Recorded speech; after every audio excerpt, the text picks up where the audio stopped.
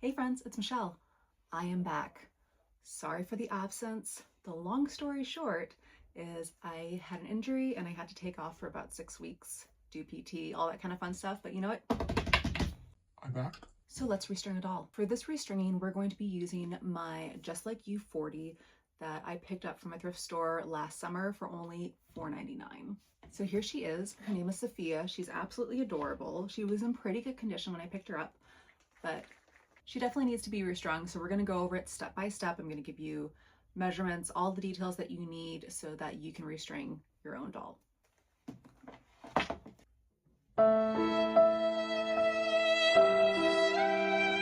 So first things first, sneak up on your doll, and once you have her in your grasp, this is a good opportunity to go ahead and wet down your doll's hair and brush away any flyaways and tie that back so that we can get everything out of the way, so it makes it easier to work and to remove her head. With Sophia, this is pretty easy because she has the old neckties. However, if your doll happens to have a zip tie instead, you would need to cut through the zip tie and then replace that later on with a new zip tie, or you could add neck strings instead. And if you'd like to see a video on how to do that, please go ahead and leave it down in the comments. So now that we've removed all of Miss Sophia's stuffing, it's time to remove her limbs, and we do that by cutting through the cables. Evidence the hair tie method doesn't work long term. While on camera I'm recreating Benny and June and the biscuits, off camera I'm heating up my electric kettle so that I can warm up the limbs and remove the tension cups inside. So to remove the tension cups and restring your doll, you will need a heat-resistant receptacle for your hot water, a pair of needle nose pliers, a Ziploc bag, and of course, your hot water. So at this point, we're going to take one of the limbs and place it into the very bottom of the Ziploc bag, and then hold it in place for at least 1 minute while the limb heats up. You should get it nice and squishy. At this point, we'll grab our needle nose pliers and then pull at the tension cup that is inside of the limb.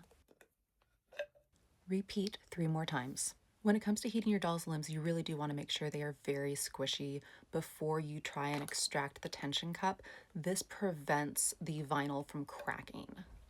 Because I was doing this in the winter, my doll was much colder than she would be at other times of the year, and it actually took me longer to go ahead and get her limbs to soften up, and I had to keep refreshing the hot water to really get those limbs nice and squishy so that I could remove the tension cups without damaging the vinyl.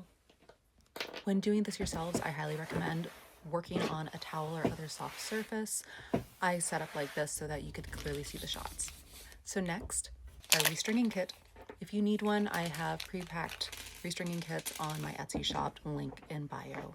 So the elastic cord I'm using, I believe, is 4 millimeters in diameter, and I cut each piece into 7-inch pieces. It's actually more than you need, but I find that it's always better to have a little bit more to work with so that, it helps with dexterity and just, all the things that could possibly go wrong.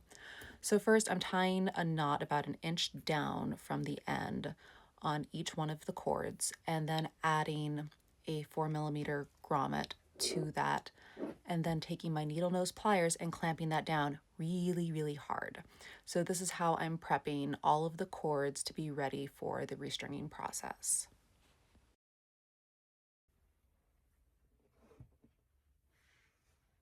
Now that those are on, I will add the tension cup. So you're going to have the small end pointing down towards the grommet. We'll add 1 tension cup onto each cord, and then this is the end that will actually go back inside the doll's limb. Now it's time to reverse the process, and we're going to heat the limbs back up so that they are nice and squishy so that we can safely reinsert the tension cups without cracking the vinyl. So we're going to place the limbs individually back into the Ziploc bag and then heat them in the hot water. The reason for placing the limbs into the bag is to make sure that, 1, you don't damage the vinyl with the direct heat, but 2, so that when you extract the limb from the bag, it's squishy, but it's not too hot to work with. So this protects both you and the doll. And if at any point you feel like the vinyl still is not soft enough, please just go ahead and place it back into the bag. Maybe refresh your hot water as I did throughout this video, because you really want to make sure that it's easy to work with so that the tension cups just pop in and out and you're not damaging the vinyl. Now that we've gotten that out of the way, it's time to reassemble our doll. I like laying the limbs out like this so that I don't accidentally attach the wrong limb to the wrong side. However, I did make one mistake and I'm going to call myself out for it. You should always start with the legs. You want to give yourself the most working room within the doll's interior. So you always want to work from the legs up, giving yourself that extra interior space to tie your knots and to clamp off your grommets. I didn't go back and fix it because, in all honesty, it's a pretty minuscule error, but for your own edification, please start with the legs, then move on up to the arms. So as you saw, we start by pulling the cord through that hole in the doll's body and then adding the tension cup on the other side. Then you'll add the grommet and you're gonna pull that string really, really, really hard before you go ahead and clamp down with those needle nose pliers.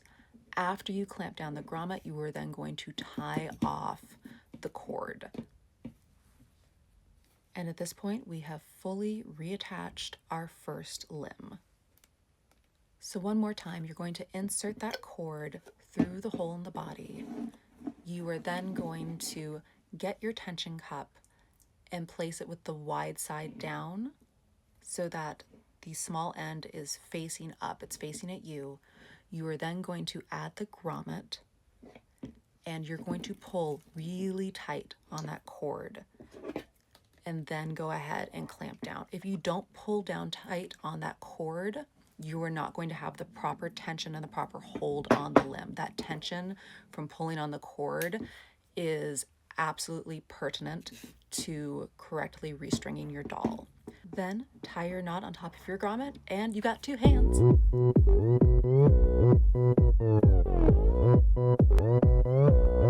You knew what to do with them. So you'll now repeat that process on the remaining limbs of pulling that cord through the body, adding the tension cup to the inside, and then adding your grommet, pulling tightly on that cord, clamping down with your needle nose pliers, and then tying your knot. So this is exactly the issue that it caused when I added the arms first, was basically I didn't have enough internal space in the doll to be able to properly create the tension that I needed and have clear contact with the tension cup. So one of the legs came out just a tiny bit loose because of that. Again, please do as I say, not as I do. Legs first, then arms. Don't repeat my mistake.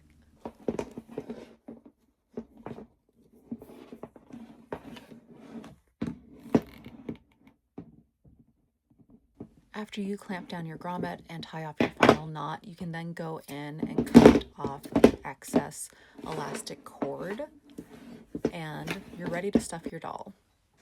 So I like to use a pair of chopsticks to help me get into those hard to reach places within the doll, because it's important to make sure that you actually have stuffing going around the leg cup so that creates additional tension. It basically helps to hold the tension cups in place and creates friction by holding the tension cups where they're supposed to be. So you really want to make sure that you get down with, a pair of chopsticks, or some people have chosen to use a wooden spoon, something that allows you to get into those little crevices and build up that stuffing so that it really holds the limbs in place properly.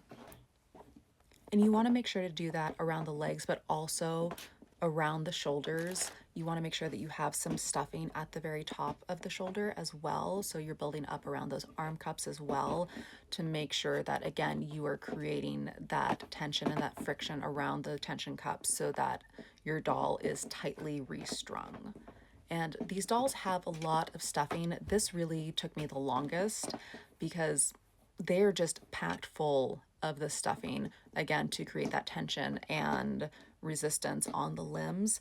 Restuffing an American Girl doll is not for the faint of heart.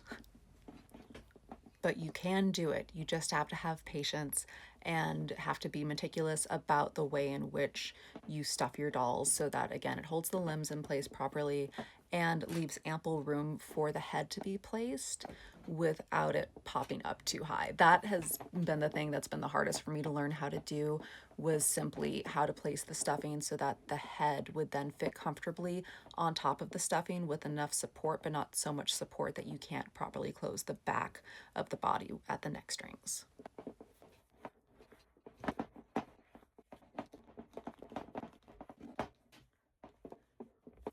And it's now time to reintroduce Miss Sophia's head to her body. So you want to make sure that you pull the neck strings nice and taut. Also, do be aware of your doll's face when you have them against any surface. Again, I highly recommend doing this on a towel or a blanket to prevent any scratches. I did this on my normal work surface so that I can make sure to get the best angles for you guys and so that you could see the process as clearly as possible.